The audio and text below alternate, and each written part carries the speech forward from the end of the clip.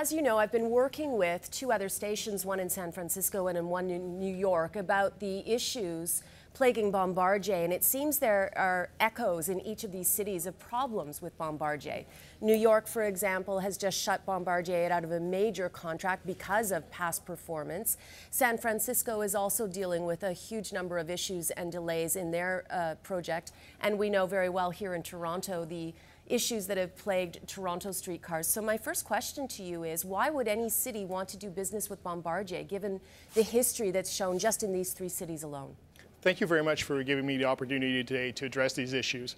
Bombardier itself, Bombardier Transportation particularly, cannot be identified or defined by just isolated projects. When you look at what we are as a company globally, we have the largest customer base in the world. We have 500 customers in over 70 countries in the world. We have 100,000 vehicles in service each and every day that carry over 500 million people every day. So we have high quality vehicles moving cities across the world.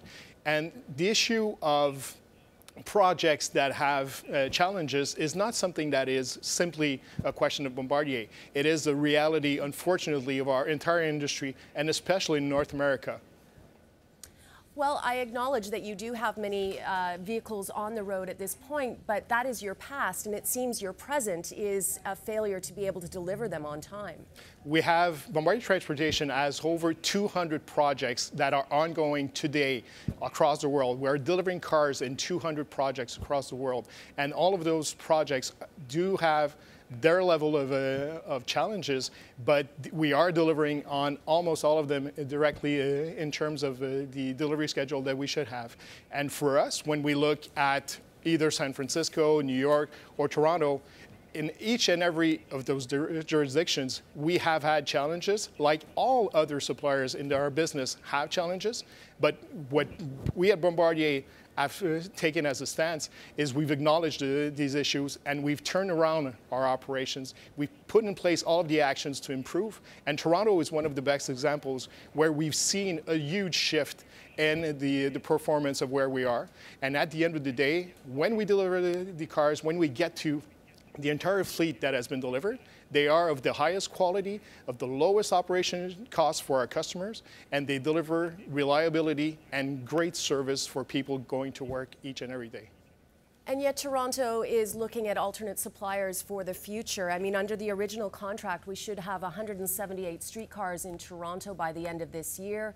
It's been revised multiple times. We were supposed to have 70, and just a couple of weeks ago, it's been downgraded to 65. I think people have run out of tolerance for delays and excuses. If you look at the city of Toronto, it is one of the best examples of the turnaround plan that we put in place. The turnaround plan has brought results. It has yielded results. We've expanded our production line in Thunder Bay. We've gone from a 5-day to a 7-day-a-week work schedule. We've invested millions of dollars in our sites in terms of tooling, in terms of training.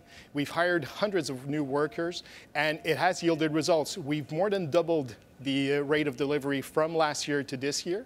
And right now we are on track to deliver all 204 streetcars in Toronto by the original contract deadline, not any revised one. By the original contract deadline, we are on track.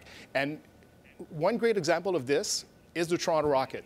If you look at the Toronto Rocket, at the beginning, at the outset of the project, it had its own issues in terms of deliveries. There were challenges there. But we were able to deliver the entire fleet with just a few months of delays over a 9-year span.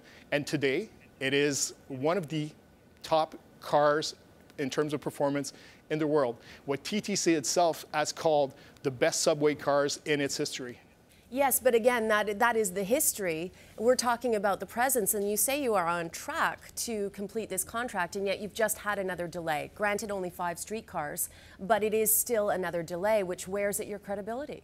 The Toronto Rocket is not history. It is the last car was delivered just a few months ago. It is the present. It is the actions that we've taken to make sure that at the end of the day, when we deliver a project, we own up to it. We feel the frustration that the people may have.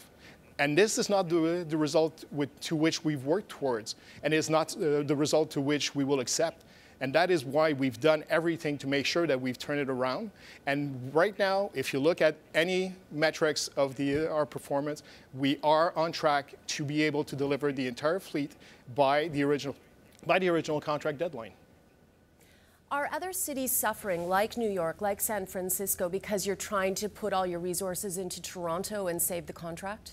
Absolutely not. On the contrary, what we're looking at is leveraging the resources of our manufacturing footprint in the United States, in Mexico, and in Canada. We have expertise. We have 3 manufacturing sites in Canada. We have 2 in the United States. We have 2 in Mexico. And what we're doing is bringing and leveraging all of that manufacturing footprint to be able to really accelerate deliveries and to be able to use the best expertise in all of our sites to deliver as quickly as possible, because what we want to do is deliver high quality cars as quickly as possible, and that's what we're not shying away from, and that's what we're doing right now. So I have some notes from San Francisco on some of the issues and challenges they've been facing. According to them, under the original contract, by the end of this year, commuters would get 60 new cars. Now they're hoping to get just over 35 of the new cars, so roughly half.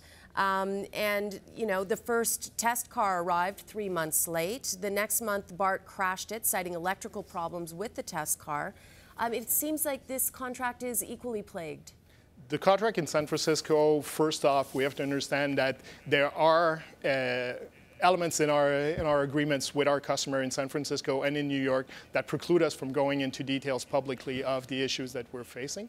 But what I can say is, yes, the test cars have just completed their qualification testing, and just next week we'll be having the certification by our customer to put the cars in service and start delivering the production cars as soon as this month. And so they'll be in service right now. And yes, we do have challenges, but as I said, it is not something that is proper to Bombardier. It is unfortunately something that is common in the industry, because what's important to understand, especially in San Francisco, is this is the first time in 40 years that the city of San Francisco has bought new rolling stock for its subway system. And in our industry, unlike the automobile industry, each and every rail car is something that is made to order. Each and every customer has its specific needs. Each and every customer has its specific infrastructure. And so each and every car, we're going, unfortunately, from often a blank page and going towards using all of the expertise that we develop all across the world and really building that car to order to the specific needs of the customer. And so we have to put in place a new supply chain. We have to put in an industrial plan that fits the needs of this customer. And so for us, each and every time we're doing this project, it represents risk, but trusting a company like Bombardier that has the expertise, that has the global footprint and the global experience of meeting customers' needs is something that is important for a customer, because, as I said, at the end of the day, the cars are delivered. The cars over a 9-year project. If you're looking for San Francisco, looking at a 3-month issue right now, this is a 9-year project. So 3 months over a 9-year span is something that does happen. It happens to each and every supplier in our industry. But what we're doing is doing everything we can to mitigate it in the short term and make sure at the end of the day, all of the cars are of the highest quality and offer the lowest cost of operation in the industry. And yet, bottom line, are the problems not the issue of mismanagement? I mean, for the Toronto contract alone, several key players have been replaced over and over again. Throughout our industry, it is something that is a factor for all railcar manufacturers. But for us, what we're able to do from a Bombardier standpoint is, for any issue, when we look at our manufacturing sites, when we look at our design, when we look at our engineering, we're able to pull on resources across the world. We're able to pull on expertise across North America, across the world, where we have the best experts that have shown, yes, in history, that they have been able to deliver on our projects. And that is something that we're doing across the world, not just in history, but in the present today. Okay, so I'm going to ask you some specific questions for San Francisco. What is the current timeline of deliveries of all 775 new cars for Bay Area Rapid Transit? What we're looking at is to deliver all of the cars by Q4 of 2021, which would put us basically exactly in the time frame of the original contract, more or less over a 9-year span of the project. We're looking at about a 4-month difference. And what do you attribute the delays to, behind the BART delays? All of the elements in our industry, it is something that is not uncommon for any manufacturer. All manufacturers, your viewers could Google simply the word of any railcar manufacturer with the words delivery and delays. You will find examples. It is not something for which Bombardier is an outlier. For us, we've looked at all of the issues, and we, in our respect of our agreement with our customers, will not go and be at the liberty of saying specifically the issues that we've faced.